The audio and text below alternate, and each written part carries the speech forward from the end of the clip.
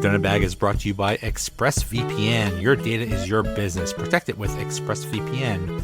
For 3 extra months free with a 1-year package, go to the link listed in my Twitter profile. What's going on, everybody?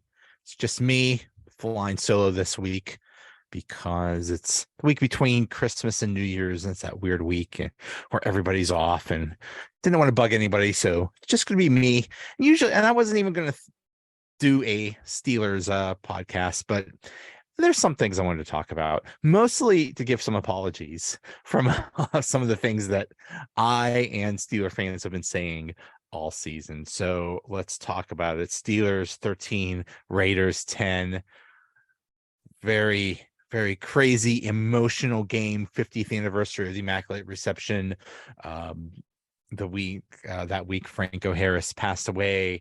It was so sad, very emotional, very cold game. Shout out to anybody that went to that game. It was ridiculously cold. I'm not exactly sure what the temperatures were, but we're talking like maybe 10 degrees, and with the windshield probably in the -10, -20 degrees. Sitting out there in that stadium, and the fans were loud too, but a lot of them were there for the Franco to retire his number, and it was a very emotional ceremony. They did that at halftime with his wife and son there. She was crying, he was crying, everybody was crying. I was crying, but so very emotional game. It did not look like the Steelers were going to pull it out, but it was almost a parallel to the Immaculate Reception game in 1972. The Raiders were leading late. They needed a late Steelers touchdown. It was a low-scoring game, and the Steelers scored a touchdown to score 13 points. The only difference is that game, the Raiders were leading 7-6, and in this game, they were leading 10-6. So, and a rookie scored a touchdown. That time it was Franco Harris. This time it was George Pickens. So a lot of parallels. Just wonderful how it all turned out. But it was a crazy game. It started out, the Raiders started out, and on the first drive just drove right down the field, and you thought, oh boy. And here's where the first apology needs to come in from me. So when that first Raiders drive happened, I thought, oh crap, here we go. It was 14 plays, 72 yards, took up 8:22 of the clock in the beginning of the game, and the Raiders were just doing whatever they wanted, and you thought, oh god, here we go. What's wrong with the Steelers defense? And I said, oh, most expensive defense. Oh, big bunch of big paper champions doing nothing. Well, after that drive, the Raiders basically did nothing the rest of the game. So there was a 14-play, 72-yard drive in the opening position. After that, they had just one more possession in the entire game on which they gained more than 20 yards. And this, don't discount this Raiders team. They're kind of loaded. And you say, well, they're not playing very well and so forth. First of all, they have an idiot coach, but they were like, a lot of their better players were hurt most of the year, but they were all healthy this game. You had, obviously, Davante Adams is amazing. Jacobs is leading the NFL in rushing, I believe. But they had Hunter Renfrow. Waller just came back from injured reserve.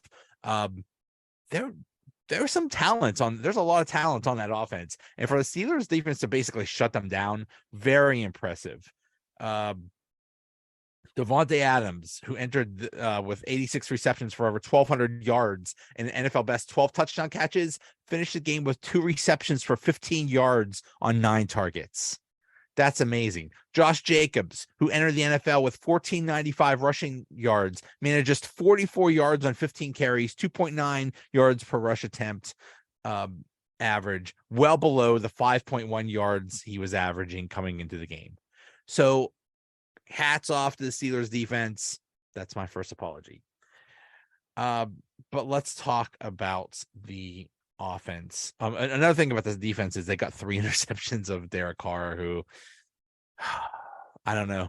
I don't want to say too many bad things about him, but man, dude, you've been doing this for a long time. It's just, it seems like Derek Carr just reaches a certain level and then that's it.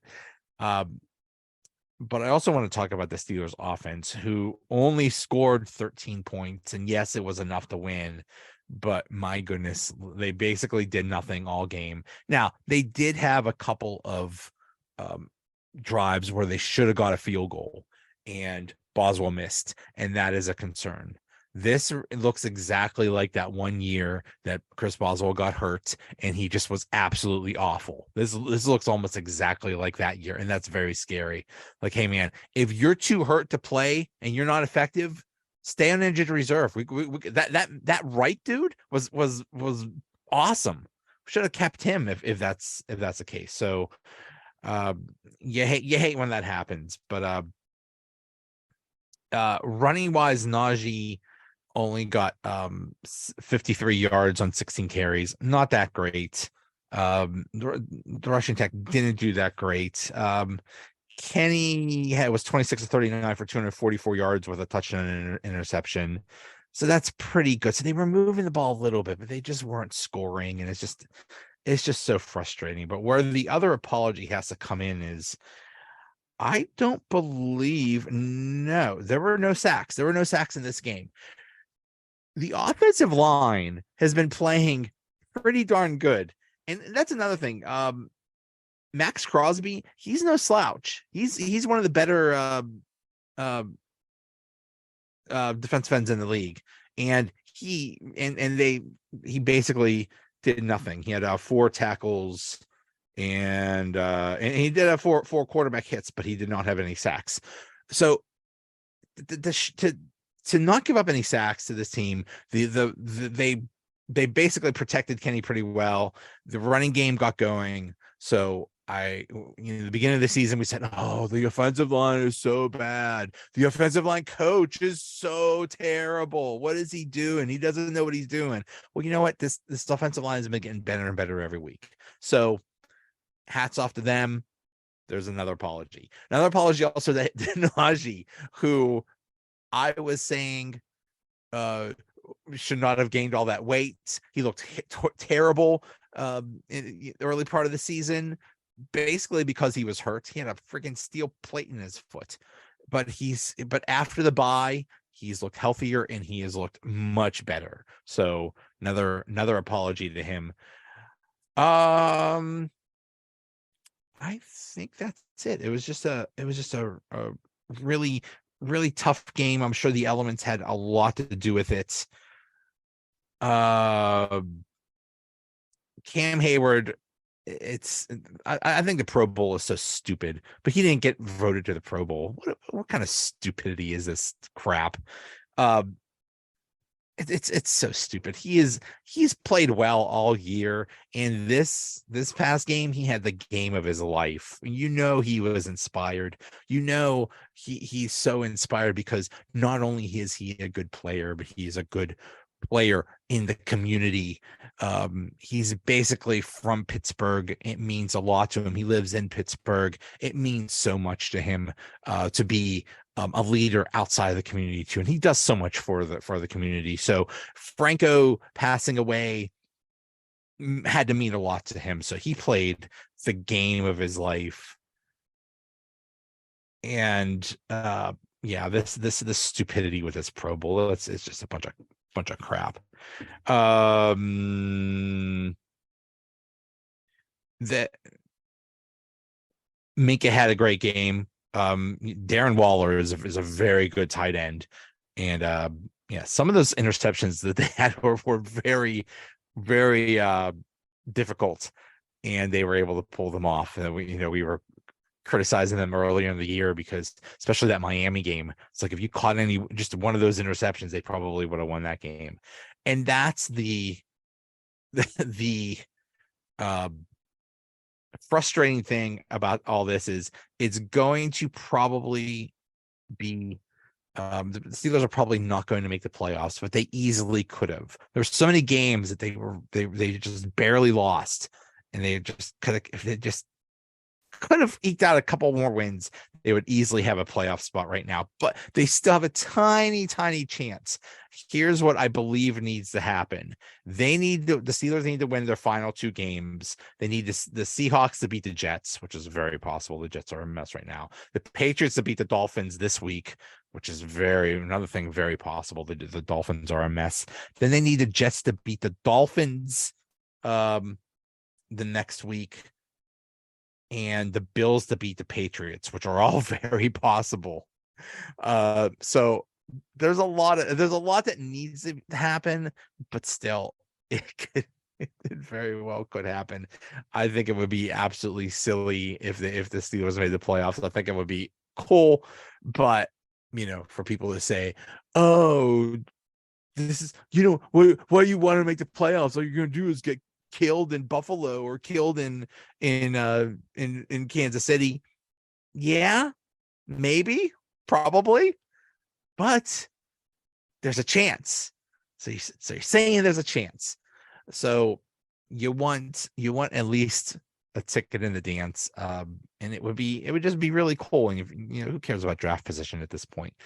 But another thing to give an apology over is the game got flexed, which is actually not a great thing if you're someone that's a fan of sleep. The Steelers Ravens game has been flexed to Sunday night this weekend, so they'll play Sunday at 8:00. And yes, it's not great for our sleep schedules, but it is great because when there was a game where they were supposed to play, I believe it was the Bengals game where they were supposed to play in prime time, but it got flexed out. And when that happened, people lost their minds. Like, oh, look, this is so disrespectful. How dare they? Look how far the Steelers have fallen, that they're not even in prime time anymore. Oh, this is a shame. This is like, okay, well, now they got a game where they weren't supposed to be in prime time and they got moved to prime time. So all those things you said about how disgraceful the franchise is, well, now they're doing all right. So where's your apology? No, you're not going to give an apology, but still, come on. I'm right? That's what my mom would always say. Well, my mom would say, I'm right? Am I right? Am I right? Yeah, Mom, you're right. But yeah, it is Ravens week, and it reminds us of the game a few weeks ago where they lost, which was unbelievably frustrating. That was one of the more frustrating games I've ever watched in a long time. They lost 16-14. Easily could have won that game. That was a game where they got a field goal blocked. But also at the end of the game, that was a game where their backup Huntley, backup quarterback, got knocked out. That was also the game where Kenny Pickett got knocked out. That was a game where Mitch Trubisky decided to try to be a hero, and he ended up throwing 3 interceptions and basically lost the game. So they could have easily won it if he was just competent.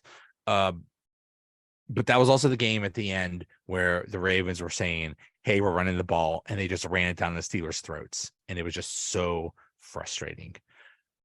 So the Steelers have a lot to prove. Don't think the Steelers have forgot about that. Ever since that game, they played a very good running team in Carolina and beat them, and they played the league's leading rusher in Josh Jacobs and shut him down. So they have a lot to play for. They have a lot to prove. We don't know whether Lamar Jackson is going to play in the game, whether he does or not. I think they're fine. Lamar Jackson's awesome, but the Steelers have pretty good success against him. I'm not really sure the Ravens have a lot to play for other than maybe the AFC North title. I think they're a game behind Cincinnati, but I think they have a playoff spot locked up. So I don't know if they're going to go crazy. I don't think it matters when Steelers and Ravens get together. They always want to beat each other up really bad. So, they're not going to let up at any point. So anyway, New Year's Day night, January 1st, 8:20 is against the Ravens. We'll see what happens. I think that's it. This is not I hate doing these things by myself. I love talking to people, especially when there's one or two other people to talk to. So I hate doing these, but I just wanted to put something out there because I just wanted to basically apologize. The team is playing much better, and you say, well, yeah, but their competition sucked. Yeah, but they're still winning. Kenny Pickett doing that game-winning drive in the last 2 minutes. What do you think that does for his confidence? What do you think that does for his progression?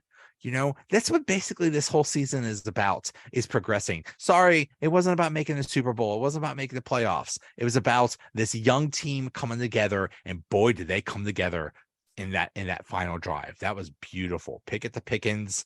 It was beautiful, and he just drove down the field perfectly. I think he was 7 of 9 in that drive. Just a wonderful thing. Had to do a lot for Kenny Pickett's confidence, and he has a lot to prove too against the Ravens, because that was the team that knocked him out. They gave him his last concussion, so he has a lot to prove. So, and don't think that's not lost on him. So I have a good feeling about this game against the Ravens, just because of how the last game went and how the Steelers will want to prove themselves, and they're still in the playoff hunt, which is crazy to even think about, that we're still talking about that. So anyway, thanks for watching or listening. Please subscribe, please like this. If you're on YouTube, please subscribe to the podcast, do all that stuff. One of these days, maybe this week, I am going to do a tour of all my stuff back here, because so many people ask me about what all this stuff is back here. Can't really see it all. I just got a whole bunch of more sports memorabilia, mostly Steelers stuff, mostly from my sister. Thank you very much. And but still, there's so much. I have a wrestling section, a baseball section, a Transformer section. I have a section for toys, obviously my Penguin section. I have a lot of stuff. So I'll give a little tour of this place, because basically I'm gonna need to redo all this and move it to another room, because I am out of room in this place. This is my basement. I'm gonna have to move to another room in the house, if my wife will let me, and we'll see. And I'm gonna have to redo all of this anyway. So yeah, there's so look for that. I'm also gonna try to do a year-end show, like basically of highlights of the last year on the podcast, if there were any. I don't know. I'll have to see how some of the old clips and see if there was actually anything getting good. But anyway, thanks for listening. Thanks for watching, and I'll see you later. Bye.